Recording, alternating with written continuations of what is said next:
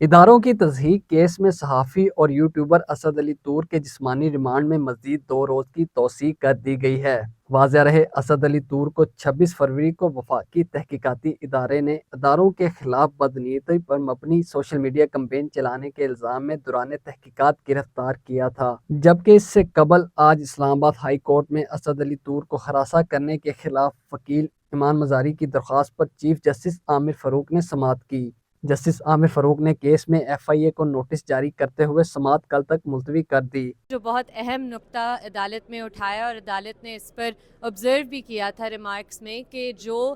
F I R کا مواد ہے اور جو انکوائری کا مواد ہے اس میں زمین آسمان کا فرق ہے، تو یہ چیز جسٹیفائی نہیں ہو سکتی قانونی طور پر۔ آج ادھر جوڈیشل میجسٹریٹ کے سامنے ایف آئی اے نے مزید ریمانڈ مانگا، کوئی 5-6 دن کا۔ ان کا ریکویسٹ پارشلی الاؤ کر کے انہیں 2 دن ریمانڈ دیا گیا ہے۔ ہم اس آرڈر کو چیلنج کریں گے ریویژن میں، کیونکہ یہ بالکل غیر قانونی ہے، اور یہ جو آلریڈی آرڈرز پاس ہو چکے ہیں انہی عدالتوں سے، وہ کہتے ہیں کہ ان کیسز میں مزید اس طرح کی ریمانڈ نہیں دی جا سکتی۔ کوئی مقصد ایف آئی اے نہیں اسٹیبلش کر سکی کہ کس مقصد کے لیے مزید ریمانڈ چاہتے ہیں۔ ایک صحافی کو 8 دن کے لیے اندر رکھ کے کچھ پروگریس نہیں دکھایا، لیکن پھر بھی عدالت نے 2 دن کا ریمانڈ دیا، تو یہ تو بالکل ہی غیر قانونی چیز ہے۔ اس سے قبل 27 فروری کو اعلیٰ عدلیہ کے ججز کی تضحیک کیس میں اسد علی طور کا 5 روزہ جسمانی ریمانڈ منظور کیا گیا تھا۔ 3 مارچ کو اسلام آباد کی ڈسٹرکٹ اینڈ سیشن عدالت نے اعلیٰ عدلیہ کے ججز کی تضحیک کے کیس میں گرفتار صحافی اسد علی طور کے جسمانی ریمانڈ میں 3 روز کی توسیع کر دی تھی۔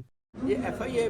بیچارے جو ہے نا، ایف آئی اے والے، ان کی کیا تیاری ہونی ہے؟ انہوں نے حکومت اور ریاستی اداروں کے کہنے پہ صحافیوں کے خلاف کیس بنانے ہوتے ہیں، اور ان کو اچھی طرح پتہ ہوتا ہے کہ اس کیس کا نتیجہ کچھ نہیں نکلنا، قانون کے مطابق تو یہ مقدمہ ثابت کر نہیں سکتے۔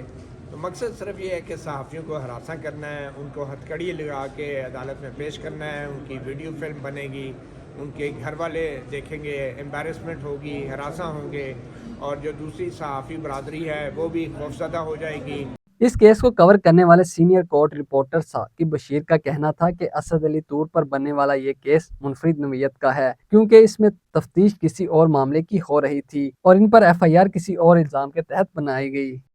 اسد طور کا کیس جو ہے وہ ایک منفرد نوعیت کا کیس ہے، اور پہلی دفعہ میں نے ایز اے کورٹ رپورٹر دیکھا ہے کہ ایک صحافی کو گرفتار کیا جاتا ہے۔ پہلے تو ان کو جس نوٹس پہ بلایا گیا، نوٹس طلبی جو نوٹس تھا ایف آئی اے کا، اس پہ یہ لکھا ہوا تھا کہ جو سپریم کورٹ کے ججز ہیں ان کے خلاف آپ نے کوئی کمپین چلائی ہے، مہم چلائی ہے، تو آپ آئیں۔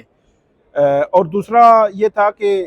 جب ایف آئی آر آئی تو ایف آئی آر میں یہ جو نوٹس کے ورڈز تھے، ایف آئی آر میں ان کا ذکر موجود نہیں تھا، تو اس لحاظ سے اس کی انفرادی حیثیت ہو گئی کہ طلبی نوٹس پہ جس پہ بلایا گیا اس پہ ایف آئی آر میں ذکر ہی موجود نہیں ہے۔ آپ کی خبر، آپ کی آواز، voicepk.net